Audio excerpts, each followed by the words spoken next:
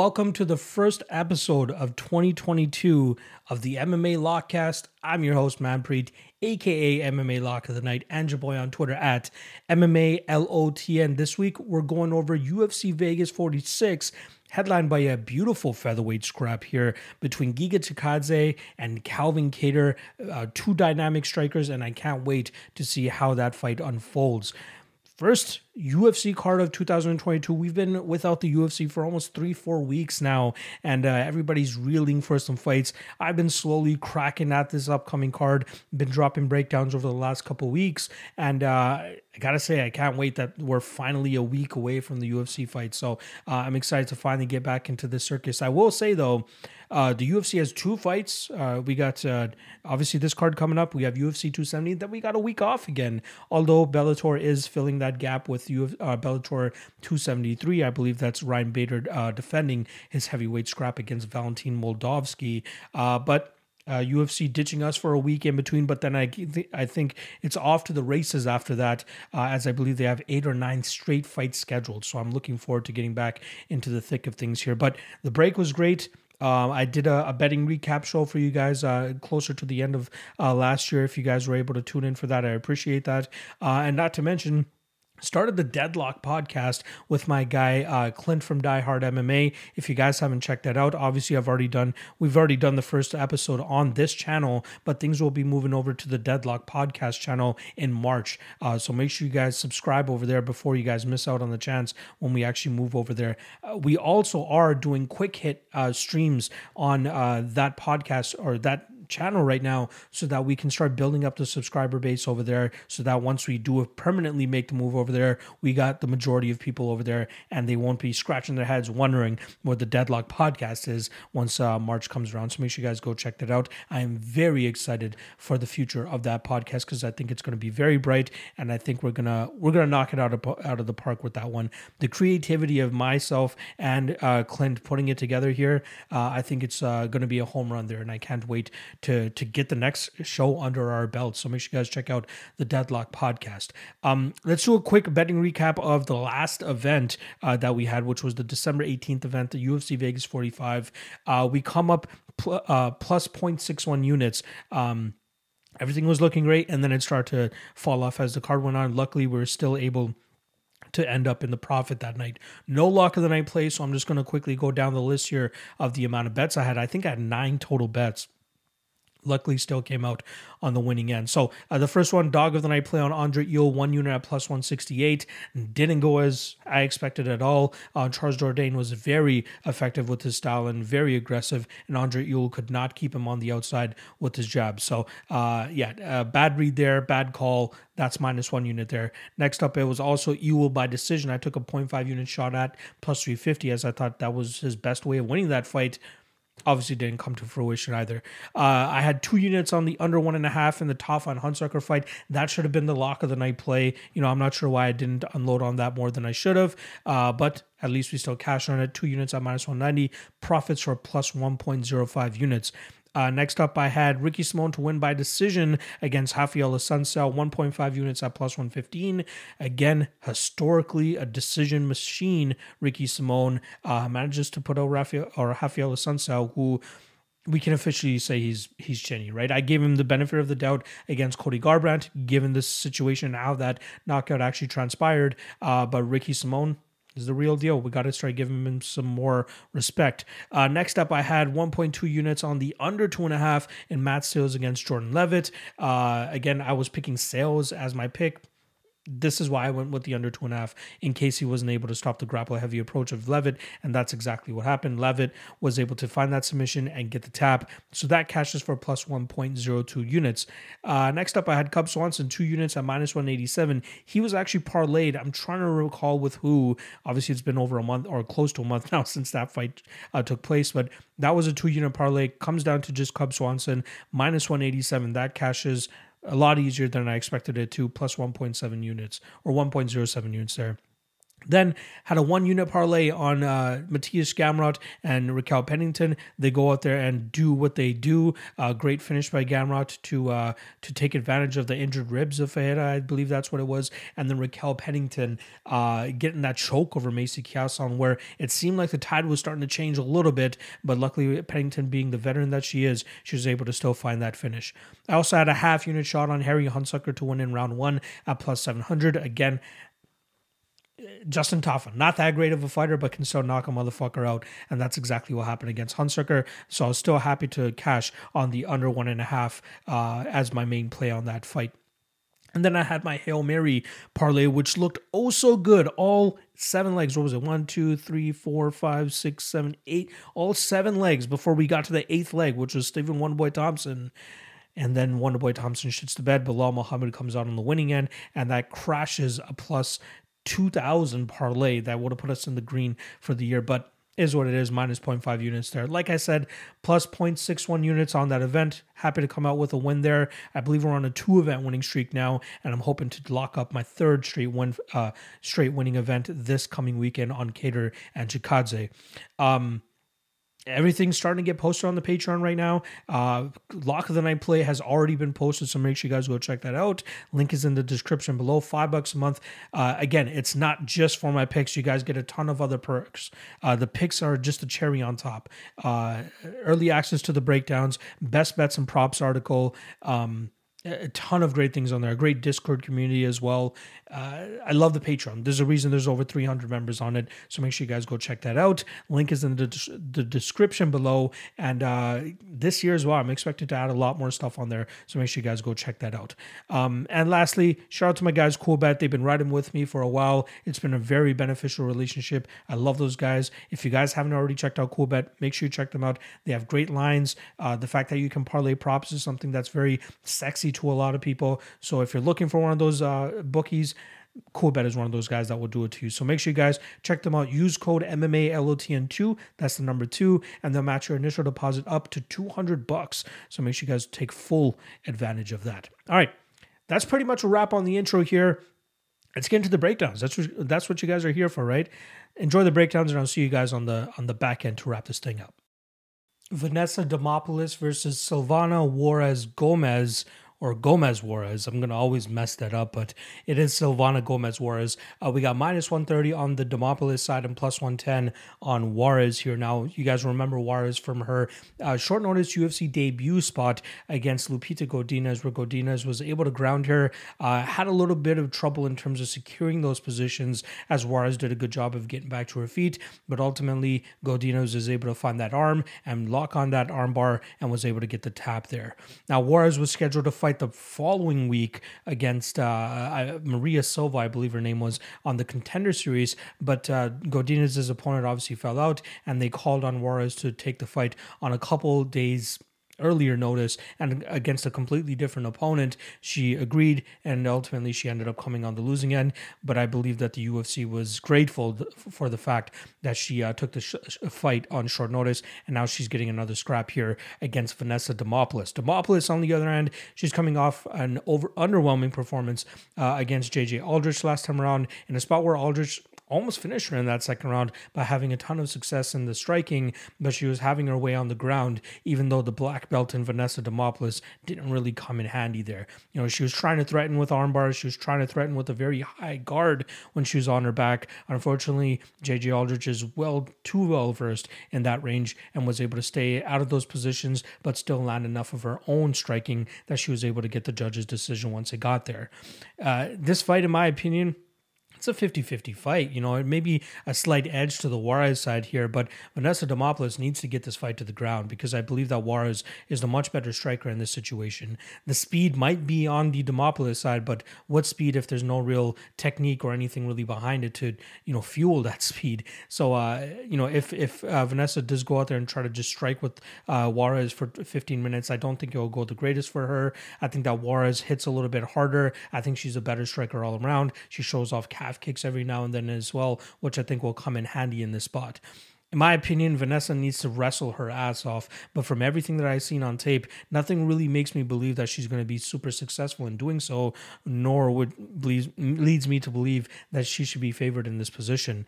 Again, having that black belt in your back pocket is a great thing, but if you're not able to use it effectively, it means jack shit. And that's exactly what's going to happen here, in my opinion, against Juarez.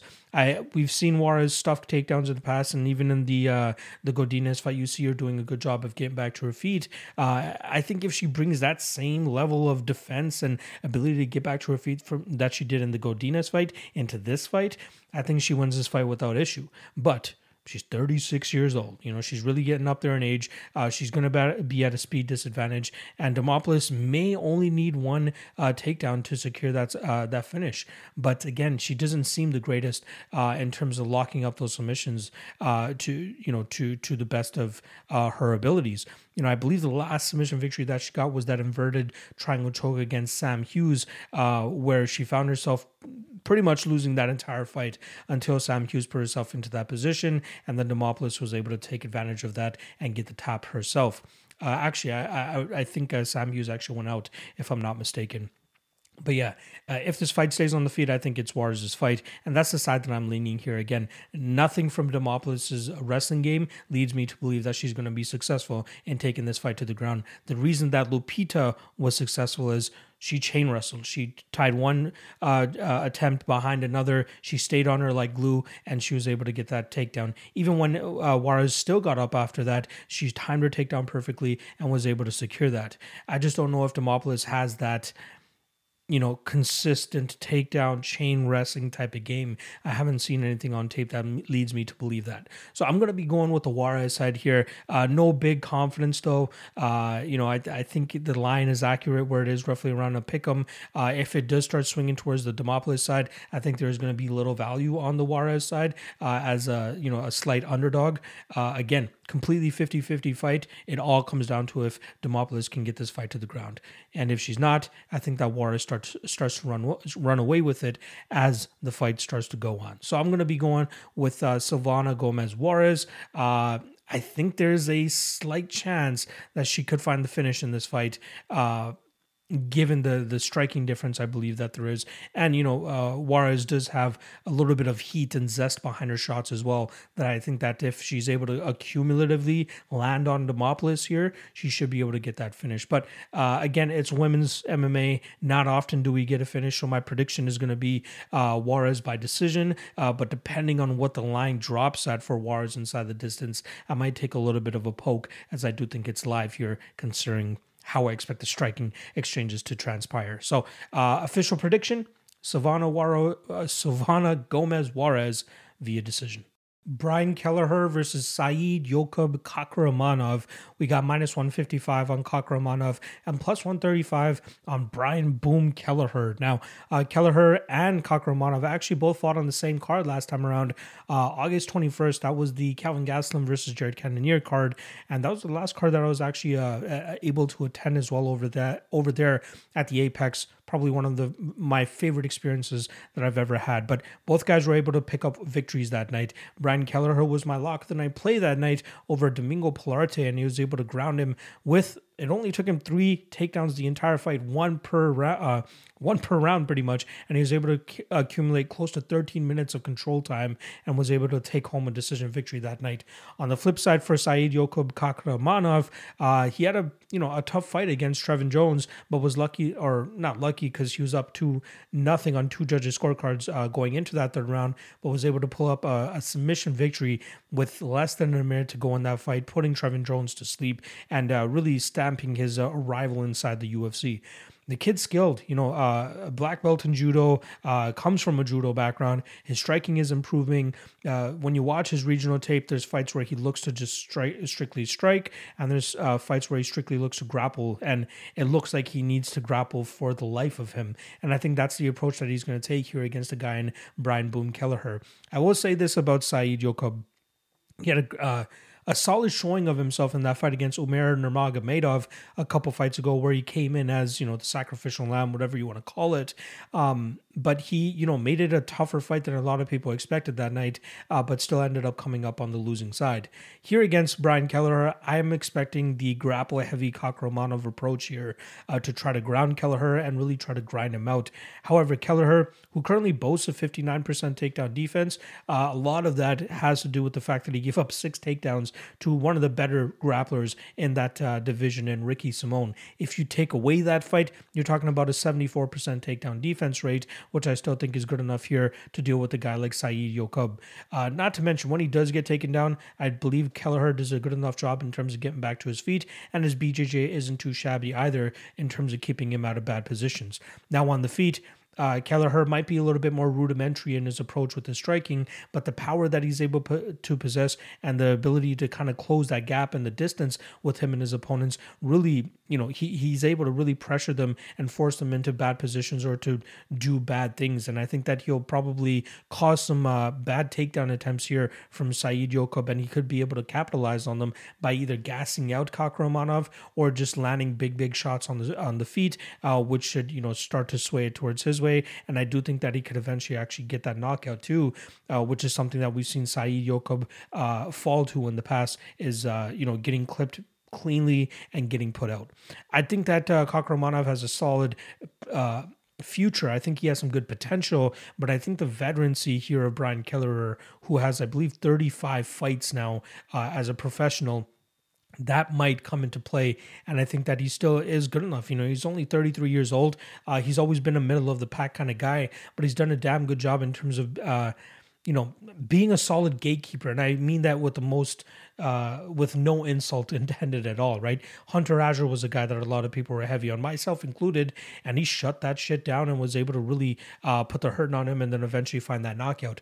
We could get the same thing here with Saeed Yoqub trying to get those takedowns but being unsuccessful, and then eventually eats a big shot from Boom and puts his lights out. I'm hoping that Kelleher doesn't try to mix into the grappling and the clinching with him, as I do think that Kakhramonov could get the better of those situations in terms of with his judo trips, but I just don't know how effective Kakhramonov will be on top if he is able to get those takedowns. The way that I see it playing out is that Kakhramonov is going to be going for takedowns. I think that Kelleher will stuff them, and then I think his striking advantage here will be able to find that eventual knockout of Kakhramonov. Kakhramonov's striking game isn't horrible, don't get me wrong, but I think it's still developing. Like, he's still trying to find his way there. He throws with heavy heat, but Brian Kelleher has a damn good chin of his own right, that I think that he'll be able to eat the shots of Kakhramonov and still keep chugging on forward. So I think this is closer to a 50-50 fight than what the odds indicate. So I'm actually going to be leaning with Brian Kelleher in this situation. And again, if you guys have been following me for a long time, you guys know I'm not really that high on Kelleher outside of that last bet that I made on him against Domingo Pilarte, but I'm starting to give the guy the respect that he deserves, and I think that his veteran experience is going to come very much in handy here against a guy in Kakhramonov who's still trying to find his footing. So I'm going with Kelleher. I don't mind the under 2.5 either, around even money. I think that's a damn good spot as both guys have finishing capabilities, but I think it's going to be Kelleher who gets his hand raised here by knockout.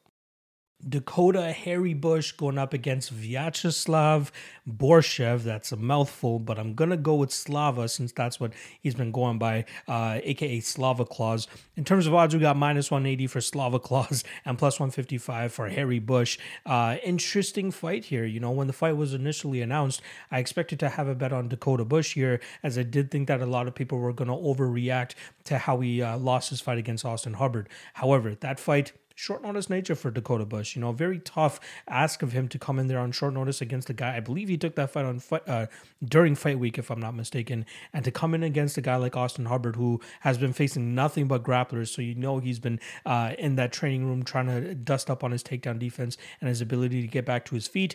And that's exactly what happened in that fight. Dakota Bush had very little success in terms of landing takedowns, and when he did, he was quickly reversed, or Austin Hubbard was able to get back to his feet and start dishing out the punishment again.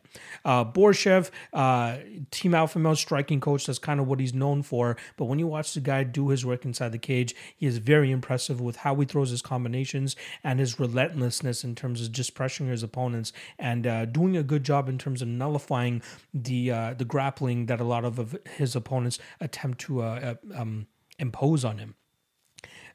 Pretty much every single one of his opponents have tried to take him down, and they've either done so, but he's been able to get back to his feet and start dishing out the damage in the striking realm, which allows him to kind of win that round back. But this is going to be his toughest test in terms of a grappler that he's going to be facing inside in his professional MMA career. Given that he's training with the guys over there at Team Alpha Male, you can see in his game that he's been really working his get up game and even his takedown defense. He's very active in terms of making sure that he doesn't settle on his back, and very, very active in terms of even when he's getting pushed against the cage and his opponent is trying to get a cage takedown, he digs the underhooks, he changes positions, he breaks off, gets back into the middle of the cage, and then gets back to his handiwork. And that's exactly what I'm expecting to happen here against Dakota Bush, who is going to attempt takedowns here. He's going to bring his wrestling singlet to the cage, but I'm just not impressed with Bush's ability to hold his opponents down. At least his ability to hold opponents down that are legit. You know, he is beating some guys on the regional scene that probably don't deserve to be in there. And if it was Borshchev in there, I think Borshchev would either stop those takedowns or get back to his feet and then get the striking going. Bush has a decent striking game, you know, a little bit flashy at times, but I do think that Borshchev is the one that has the way better striking. Again, combinations, doesn't discriminate to the head either. The guy just goes to the body, goes to the head, has some leg kicks in his arsenal as well. And I think that's what it's going to take here to take out Dakota Bush. I like me some Slava Claus, you know. I put out a tweet earlier this week saying that Slava Claus is in some trouble, and I posted a picture of Dakota Bush, and who is he training with? None other than Jay Collier, who also fights on this card, and it was kind of just a tongue-in-cheek kind of joke there regarding you know, Slava being in some trouble. But I do think that we'll see Slava have a successful UFC debut here. I think he'll, again, stop the takedowns, stay on the feet, get his striking going, get the combinations going. And I wouldn't be surprised if he actually gets a knockout in the spot either. You know, Borshchev, it doesn't look like he has crazy one-punch knockout power, but the guy just... he throws with such heat every time he strikes, but he throws in combinations as well, which allows that knockout to come a little bit easier rather than these guys that are just looking for that big one-punch knockout. That's not Borshchev. Borshchev is going to be technical. He's going to be cerebral, and I think he'll eventually find that finish. So I kissed away my my possible bet, underdog bet here on Dakota Bush as I was running the tape, but I'm okay with it. Borshchev is the shit. He's the goods, and I do think he will beat Bush on this night. But when he does fight a legitimate grappler, somebody that can hold him down, take him down time and time again, it is just a matter of time before Borshchev goes out there and gets ragdolled by somebody. I just don't think that Dakota Bush is the guy that's going to do it. So, like I said, I'm going to go Borshchev. I'm actually going to take him to win by knockout as well. I think it'll come probably in the first or second round of this fight. Gabriel Benitez versus TJ Brown. We got minus 190 on Gabriel Benitez and plus 170 on the TJ Brown side. Now, I'm very excited for this fight because I'm a big Gabriel Benitez fan. You know, I like his southpaw style. I like his body kicks. I like his leg kicks. And he's a pretty crisp and technical striker when he's able to get his game going. On the flip side with TJ Brown, he's a little bit more chaotic at times, right? Not the greatest striker, has some big power, so we definitely have to give him some respect there. But he also has a decent jiu-jitsu game that he's able to implement if he's able to get his opponents to the ground. He's been able to control opponents in the past and have some success. However, I just don't think he's dangerous enough on the ground to give Gabriel Benitez any trouble in that realm at all. Gabriel Benitez last time around went up against Billy Quarantillo, who is a much more difficult matchup. We know what Billy Q's game is all about. Move forward, put pressure on his opponents, wait till they break, and then start to take over. And that's exactly what he's been able to do in pretty much all of his wins. You know, he may be losing early in his fights, but he eventually picks it up and then eventually gets his opponents out of there. And that's exactly what he was able to do against Gabriel Benitez. In past Benitez fights, you see him, even when taken down, is able to get back to his feet relatively easily and usually makes a good point in terms of not settling on his back and getting back to his feet. However, like I said, Billy Quarantillo was able to break him, and then it was harder and harder for Benitez to get back to his feet, and that's ultimately why he succumbed to the finish the way that he did in the second round. I would be mystified if TJ Brown is successful in putting him in similar positions or even getting him to the point of breaking Gabriel Benitez. I do think that we'll see that patented body kick from Gabriel here whenever he's trying to get out of the way of the big strikes of TJ Brown. I think he will maneuver properly and effectively get his kicking game going and really make TJ Brown slow down as the fight goes on. If you guys go back and watch the Danny Chavez fight for TJ Brown, that's kind of the quintessential way to approach the TJ Brown fight, right? I know TJ may have been a little bit more lackadaisical and passive in that fight, but I do think a lot of it had to do with the fact that Chavez was very effective with the kicking game that he was implementing there. Obviously, different kicks compared to what Benitez is going to be throwing because Chavez was more so targeting the calf and the leg, whereas Mowgli will be attacking the body. But I think that we'll see similar success from both sides here. I don't expect Benitez to gas out the way that he did against Billy Quarantillo. TJ Brown just does not put that type of pressure on his opponents. And again, I'm just not a big guy on TJ Brown, even though I played him in his last fight against Kai Kamaka. I thought that was a great matchup for him, but I think that Benitez is going to be a little bit more difficult to deal with, and he obviously has a much better cardio than Kai Kamaka and much more effective with the striking as well. So I do think that we'll see Benitez have solid success in this fight. So again, when I got into taping this fight, I thought I'd be more on the Benitez side as a possible lock of the night play, but after running the tape, I'm going to give TJ Brown a little bit more credit, but I do think that Benitez still ends up getting his hand raised. So I'm going to go with Gabriel Benitez, and I'll take him to win this fight via decision. Ramiz Brahimaj versus Court McGee. We got -120 on the Crusher and +100 on Ramiz Brahimaj.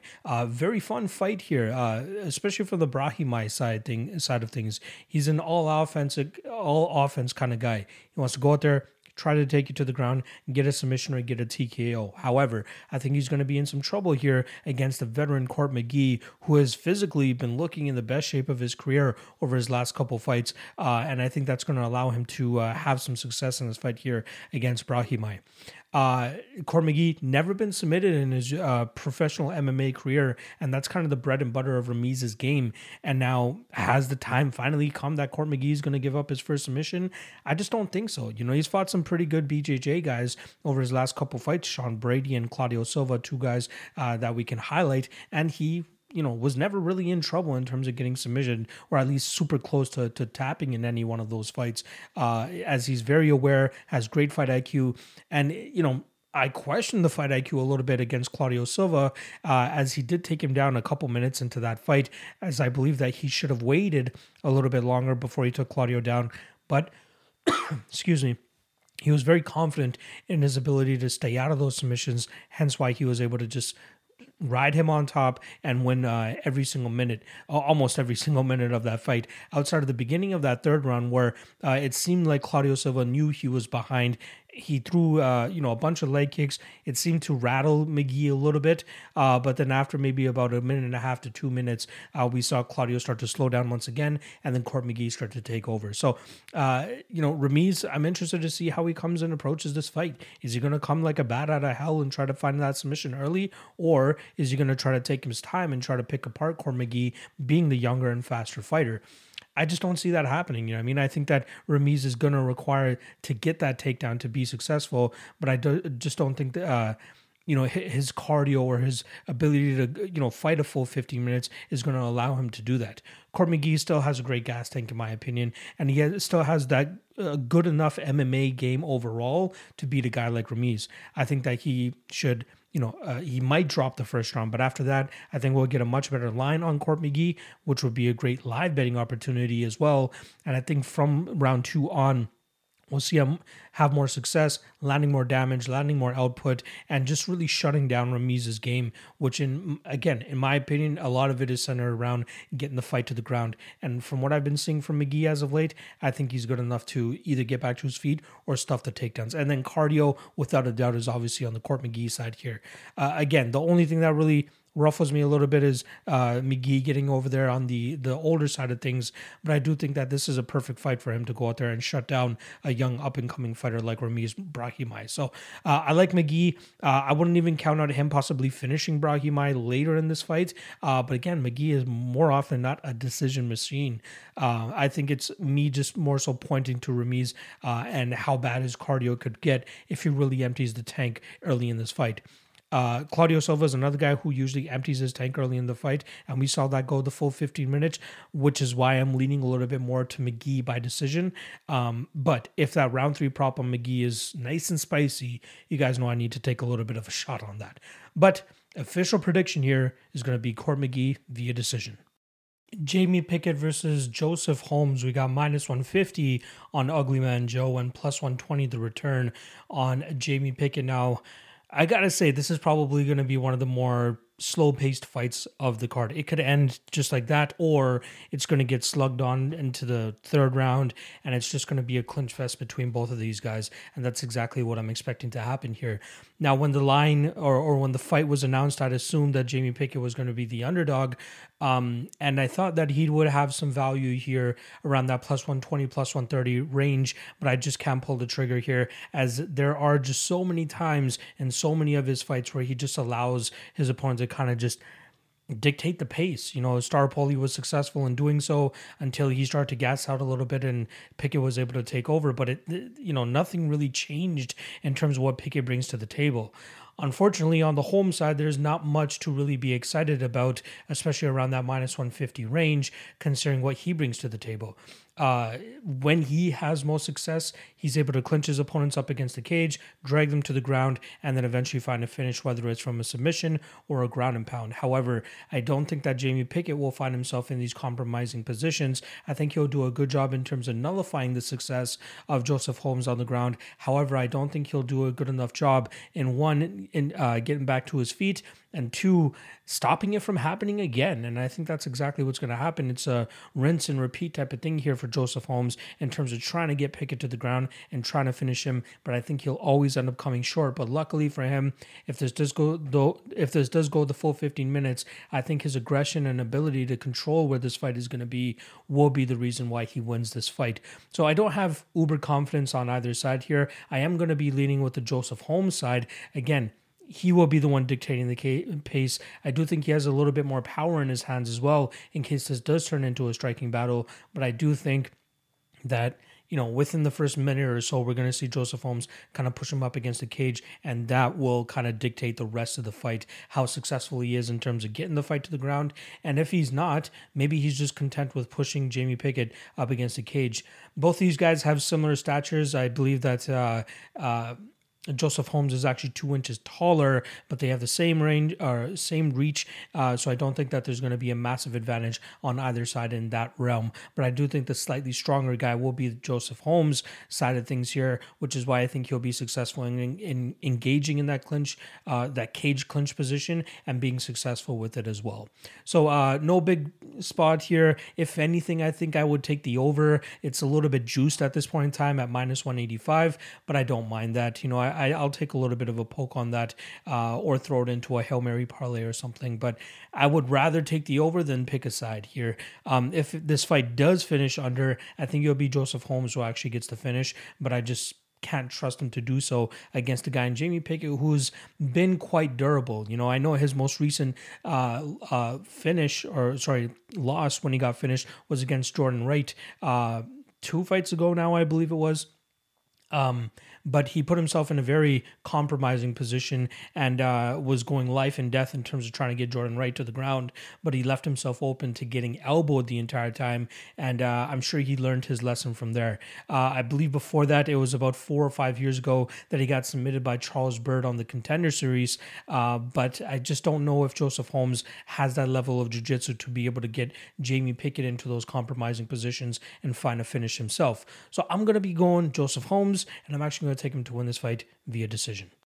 Next up, we got Bill Algeo welcoming Contender Series signee from this past season, Joe Anderson Brito. In terms of odds, we got -130 on the Brazilian and +110 on Senor Perfecto, Mr. Bill Algeo. Now, I'm excited for this fight. I always try to find a way to fade Bill Algeo when I can. Obviously, I had Ricardo Lamas as a lock of the night play in his UFC debut, and then I do believe I had a small shot on Ramos as a small dog in Algeo's last fight. But the kid's, he's impressing me more and more as his career goes on. But the thing is, he's a little bit too passive at times, and I think that he allows the fight kind of to just slip through his fingers where he should be a little bit more aggressive and assert himself. He allows his opponent to do that, and then his opponent kind of gets ahead and gets the decision, just as we saw in the Ricardo Ramos fight last time around. Here against Joanderson Brito, he can't let that happen, man.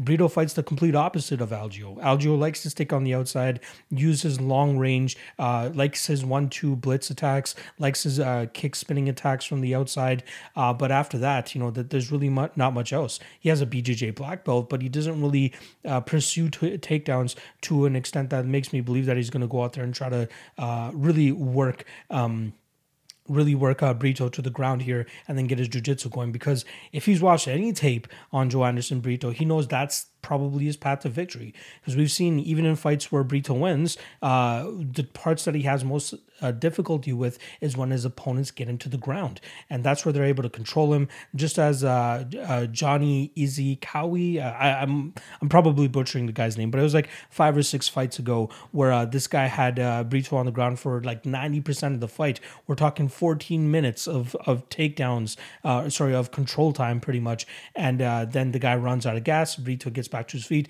and just absolutely puts the shit kicking on him. But the red flag for me and Brito in that fight was like he just kept doing the same thing over and over again, which led him to that compromising position of getting taken down. But as his fight tapes start to progress, as his career start to progress, and let's remember the kid's only 26 years old, he is starting to make improvements. He is doing better in terms of getting out of these bad positions. But I'd be surprised if he goes out there and willingly engages in the grappling realm with Bill Algeo. I know we saw Ricardo Lamas have success with takedowns and stuff and control time in the third round of their fight, but Algeo is very tough to hold down. Whenever he gets taken down, the guy is pretty much like a cat. He's back up on all fours. He doesn't mind giving up his back, and then he manages to work his way back to his feet. That's exactly what he did in the Ricardo Ramos fight, and I'm expecting if Brito does that here, we'll see the same thing. However, I just don't know if Brito has the gas tank to do that for 15 minutes, to continuously try to take Algeo down.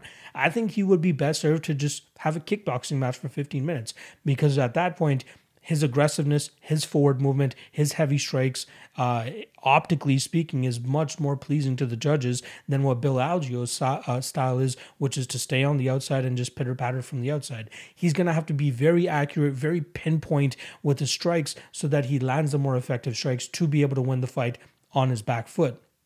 I just don't see that happening.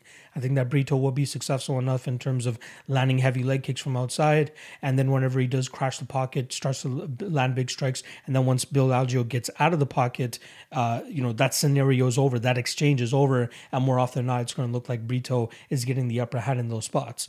There are a couple red flags on either side here. Brito, my main concern is if Algeo looks to get his BJJ black belt going, get this fight to the ground and try to control Brito there.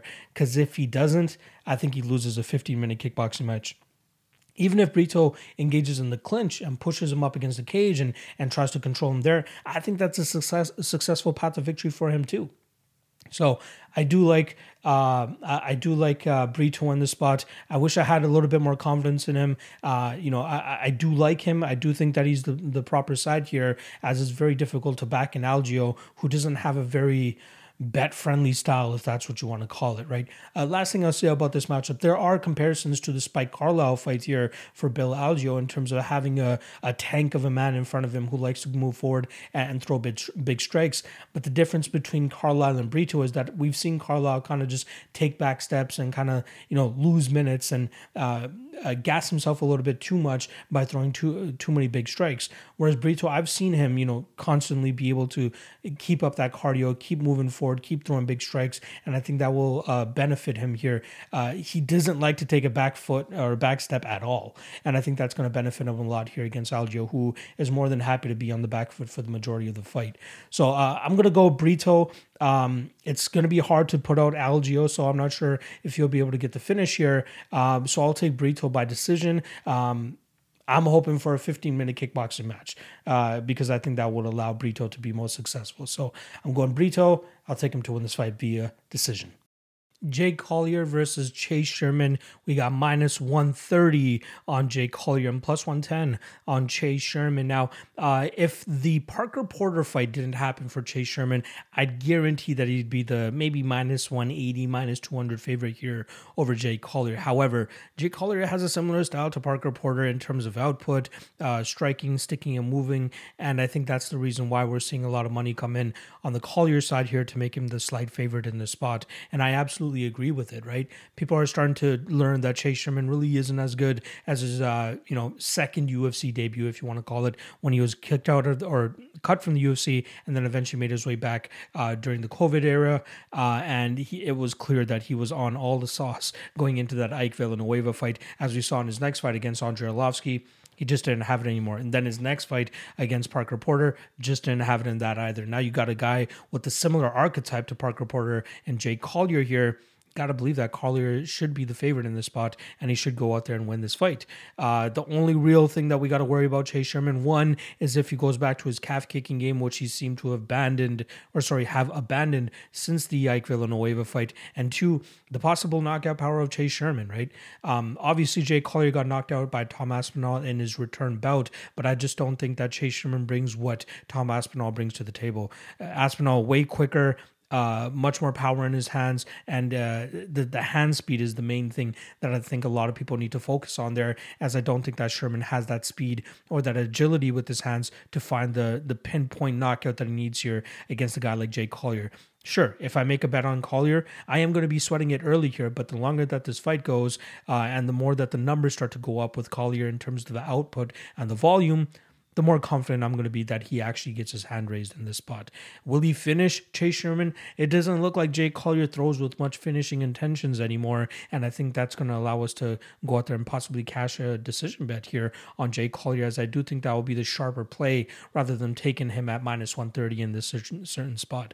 Again, Collier can go out there and throw plenty of strikes. In his third round against Carlos Felipe, he actually outstruck him 54-41, but two judges actually scored that round for Carlos Felipe, and I believe that was in part to the body language of Jake Collier. So I'm hoping that he kind of learned his lesson from that fight and will hopefully show us a little bit better body language in this fight against Chase Sherman. I don't know how much more Chase Sherman is going to make Collier work than what Carlos Felipe was able to, so I'm hoping that will benefit Jake Collier here in terms of just looking good from minute 1 to minute 15. Stay away from the big bomb from Jake Collier. Check a couple leg kicks if that's the way that Chase Sherman decides to go, but then just continuously let your combinations go, let your strikes go, add up those numbers, and then we should be able to get that decision victory once this fight hits that 15-minute mark. So, yeah, there's not much that scares me here. I'm not willing to go super deep on Jake Collier here. Again, there is that possibility that he could get knocked out.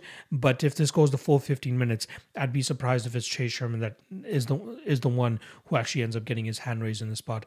I would actually even hope that Collier looks to go for takedowns in this spot, because that would be a great way to nullify the knockout power that Chase Sherman brings to the table. But as long as he stays conscious, I think that Collier has his fight in the bag. So I'm going to be going Jake Collier, and I'll be taking him to win this fight via decision. Let's go. Next up, we have a flyweight bout between Brandon Royval and Rogerio Bontorin, and I'm very excited for this one because I am a big Raw Dog fan. Now, in terms of odds, we're looking at minus 160 for Royval and plus 140 for Rogerio Bontorin. Brandon Royval, no matter how many times I break down this guy's fights, it's always going to sound pretty much the same. The guy is a chaotic fighter. He likes to introduce chaos and fire into his fights, and in that fire and that chaos, my man thrives, and more often than not, he's able to go out there and get the victory, but he did fall into some tough times last time around against Mr. Alexandre Pantoja, who, Royval was doing pretty well against. He was really making him work, and that was really in my opinion, that was probably the game plan, because we have seen in past fights where Pantoja does start to slow down in his fights, and I said even leading up to that fight, if Pantoja still has a cardio issue, it will show itself in this Brandon Royval fight, and he did look a little bit spent after that first round, not to the point of, healing over and hurling or anything like that. But I do think that, Royval really made him work. But luckily for him, he was able to capitalize on a small mistake that Brandon Royval made in that second round. He was able to get that back and then obviously sink in that rear naked choke to get that victory as well. But Royval did what Royval needed to do. Make him work, make him, do whatever you need to do. Stay active, put pressure on him, keep him moving backwards, and just keep the activity rate high so that you can start to take it over this fight as he starts to slow down the later that this fight goes. Unfortunately, Pantoja was able to end the fight before Royval was able to truly start to take over this fight. Now, Royval's not going to change his style, right? Like I spoke to Mark Montoya a couple weeks ago when I had him on the Ultimate Weigh-In show, and he goes, we just have to feed into that. We just have to continuously let him do what he does. Like, yeah, he was a wacky fighter when he was in the regional scene, and we've kind of tamed him a bit at this point, but we still need to allow Brandon Royval to be Brandon Royval. And exactly that's what I think is going to happen this weekend when he goes up against Honjorio Bontorin. Bontorin, on the other hand, coming off a win over Max Schnell in his last fight, but that was a fight that he took up at 135 pounds and missed weight for, so there is a bit of an asterisk on that win for him there. But I do think that he should be able to make the weight this time around. Even if he does, though, right? That we know it's a bad weight cut for him. We know it's very tough for him to get down to 125 pounds. And now you're putting him up against a guy that's going to push you to the brink of breaking. And with a guy like Brandon Royval, I do think that Royval will be successful in breaking him and using that forward pressure very much against him. Bontorin, a great BJJ specialist, but that's really where it is. He's a low volume kickboxer when the fight is in the striking realm. Decent power, but nothing that Royval should have to worry about, in my opinion, because obviously Royval likes to get likes to throw, but just as much he actually does get hit just as much as well. So that is a bit of a concern on the Royval side of things. But I do think that he should be able to take whatever Bontorin throws at him and then get the fight into his realm, which is deeper into this fight. Let's drag Bontorin deep. Let's make him feel that weight cut, make him feel, every inch that he left of himself on that scale. And I think that's exactly what Royval should be able to do here. I'd go pretty heavy on Royval in this spot.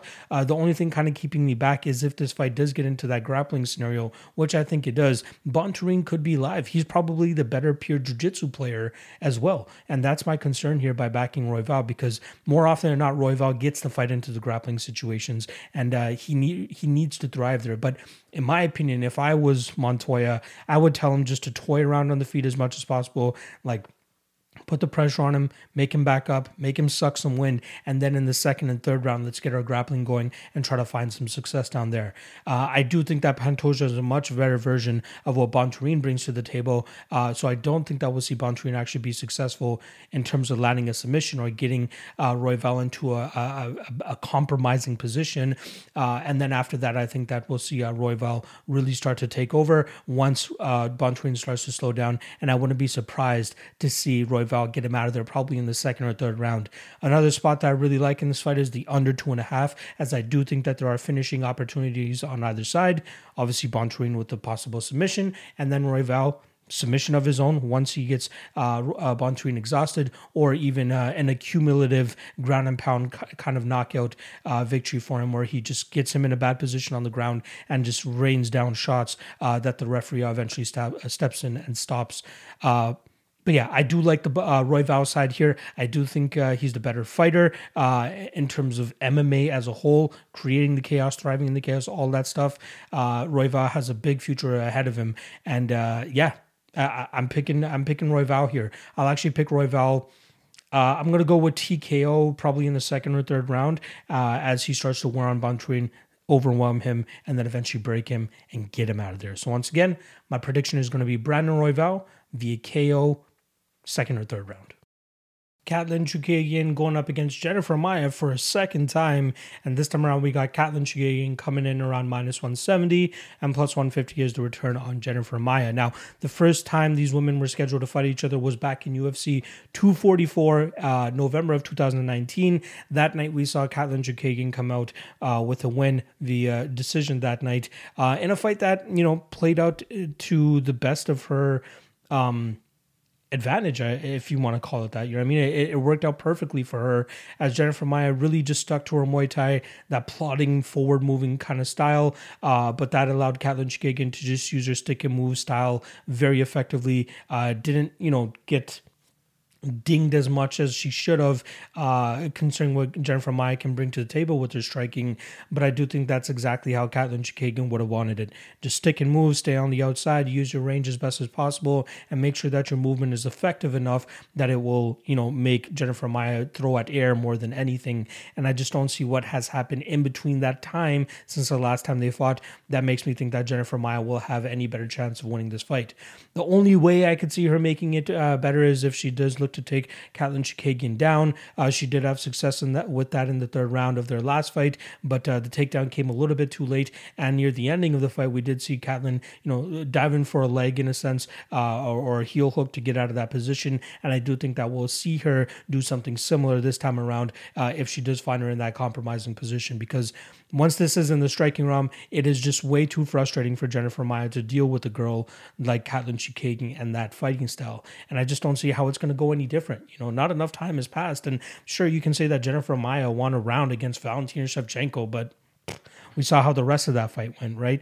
Sure, Valentina Shevchenko can be human at times, but that was one of the few times where we've seen it. But I just don't think that it was super effective to the point that it's like, okay, we got to rate Jennifer Maia even higher now. So Katlyn, I like what she's been doing. She's going out there and, since she lost the fight to Valentina Shevchenko, she's taken a couple of different approaches in some of her fights, looking to ground her opponents like Antonina Shevchenko.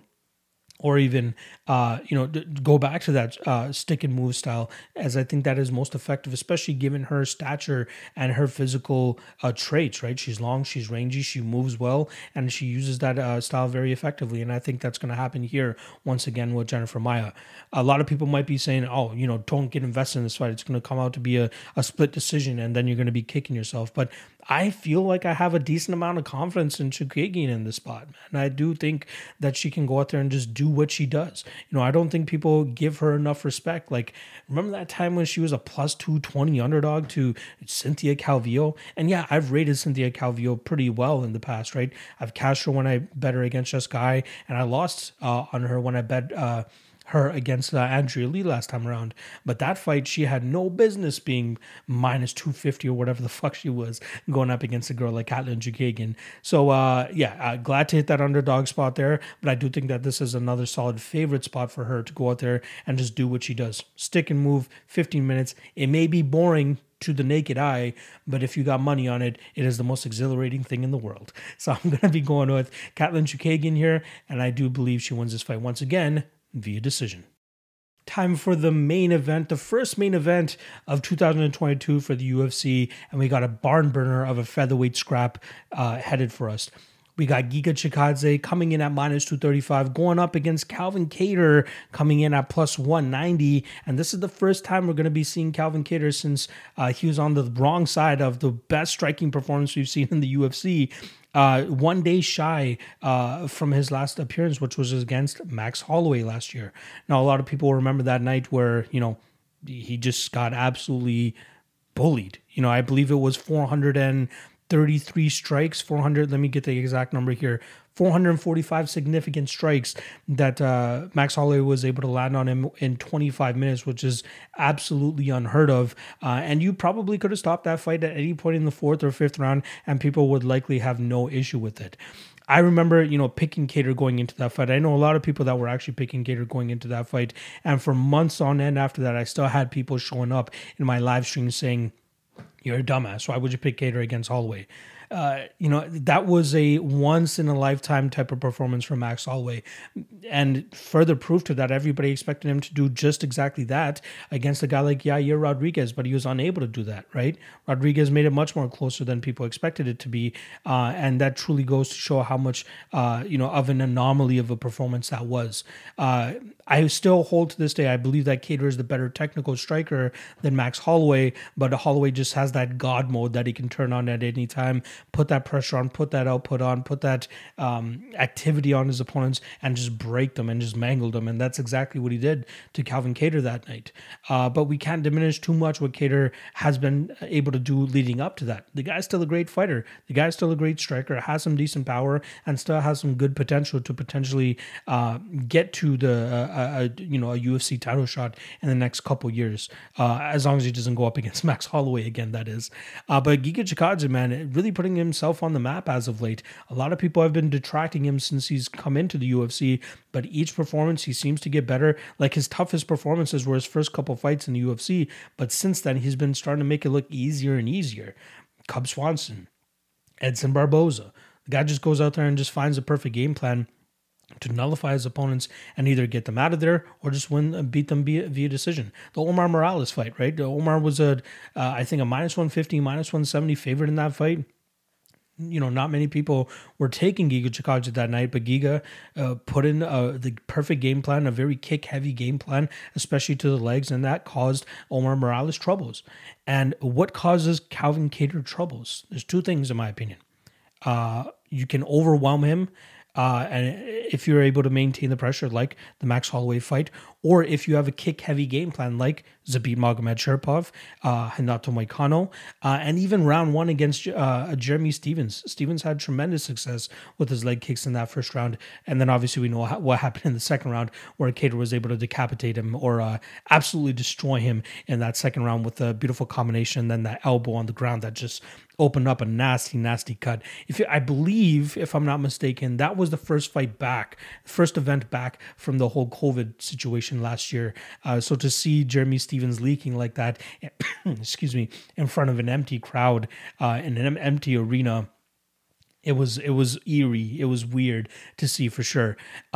But yeah, Chikadze fits that bill perfectly in terms of coming in with the kick-heavy game plan, and that could potentially be the downfall of Kattar here. Kattar will likely get the better of the boxing exchanges, but I do think that we'll see Chikadze move well enough and kick the legs, just like he did against Omar Morales, to slow down Calvin Kattar, and then he should be able to open up more kicks to the body, to the head, maybe even let some hands go as well. I find with his hands combinations, though, like his striking combinations with boxing, Chikadze is a little bit more power driven, right? It's not more technical. I still believe that Kattar is a better technical boxer, and I'm talking strictly hands, whereas Chikadze, when we see him throw his hands, it's more so just to land a big strike. Most of his game planning and most of his style is revolved around his kicks, whether it's to the body, to the head, or even to the legs. And based on the opponent that he's fighting, it seems like he switches up the target very, very well, and I wouldn't be surprised if you see him kicking the legs very effectively here against Kattar, as that seems to be the kryptonite to Kattar's game. I think Chikadze will be definitely successful in that. My pause comes in terms of if this fight goes 25 minutes, because how well is Chikadze going to be able to keep that up for 25 minutes if that's what he's forced to do? Edson Barboza was keeping him on his back foot for the majority of the fight, and it did seem like he was wearing on Chikadze a little bit, but again, Chikadze just finds the perfect opportunities to let his leg kicks go, to let his body kicks go, and that's exactly where he was able to find success against Barboza, even as he was starting to deteriorate as the fight was going on. I still like Chikadze here, though. I don't even think it's going to take him 25 minutes. It could. I think his decision prop is sitting around plus 325.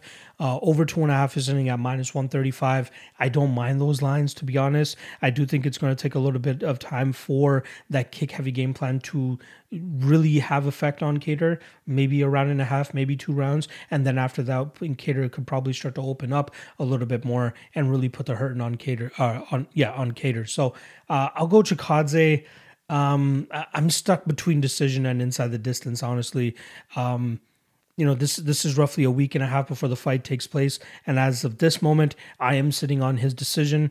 I'm gonna go Chikadze, just staying methodical, staying cerebral as well. And just staying on the outside, letting those leg kicks go. And unless, one of those body kicks crumbles Calvin Kattar, I think Calvin Kattar takes those kicks and just keeps chugging forward. But I think it will cause him to still lose a decision in this spot. So official prediction is going to be Giga Chikadze, and I'm going to take him to win this fight via decision. And that's a wrap on the breakdowns. Hope you guys enjoyed the episode. And I hope you guys enjoyed the fact that we're back to Monday releases. Hoping to stay true to that throughout the year. But Monday releases is my target for this podcast. So hope you guys are enjoying that. Secondly, Thursday, propping you up as always with my guy, John Stargarian. Friday, I might as well drop it now. I'm going to be having my guy, John Kelly, DFS, on the Ultimate Weigh-In Show on Friday evening. That's going to be 9 p.m. Eastern Time. Make sure you guys go check that out. And Saturday, Fight Day live chat, 1 p.m. Eastern as usual. I'm looking forward to seeing you guys over there as well. Not to mention the Deadlock podcast, UFC 270 Fight Week. That's the week it comes back, Wednesday, 7 p.m. Eastern, right here on this channel. Me and Clint talking all topics for MMA, all the big news and all the big stuff going into UFC 270. So make sure you guys join us for that. All right. Hope you guys enjoyed the episode. If you haven't already, make sure you guys hit that like, hit that subscribe, and then check out the Deadlock podcast too. Make sure you guys subscribe over there as well so you guys don't miss when we move over there permanently for that show. All right. Appreciate the love and support, and good luck on your bets this weekend. I'll see you guys throughout the week.